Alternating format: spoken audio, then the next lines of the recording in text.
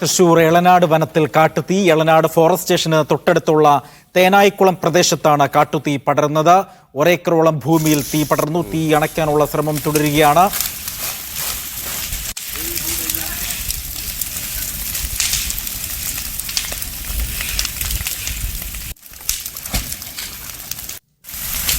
വിവരങ്ങൾ ആസിഫ് നൽകും. ആസിഫ്, ആരുടെ നേതൃത്വത്തിലാണ് ഈ തീയണയ്ക്കാനുള്ള ശ്രമം നടക്കുന്നത്? ഒരേക്കറോളം പ്രദേശം കത്തി നശിച്ചു എന്നാണ് റിപ്പോർട്ടിൽ പറയുന്നത്. മറ്റു വിവരങ്ങൾ എന്താണ്?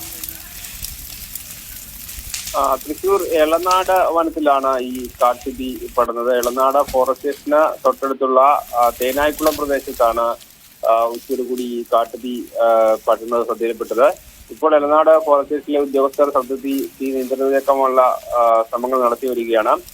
വനത്തിനുള്ളിൽ നട്ടുപിടിപ്പിച്ചിരുന്ന തേക്ക് പ്ലാന്റേഷനിലാണ് തീ പടർന്നിട്ടുള്ളത്. നിലവിൽ ഒരേക്കറിലധികം ഭൂമിയിലേക്ക് തീ പടർന്നിട്ടുണ്ട്. ഏതായാലും തീ മറ്റു സ്ഥലങ്ങളിലേക്ക് പടരാതിരിക്കാൻ ഈ ഉണങ്ങിയ കരിയിലടക്കം മാറ്റിയിട്ടും മറ്റും അത് നിയന്ത്രണത്തിലേക്കുള്ള ശ്രമമാണ് ഇപ്പോൾ നടന്നു വരുന്നത്. ഏതായാലും തീ അണക്കാനുള്ള ശ്രമം തുടരുകയാണ് നിലവിൽ.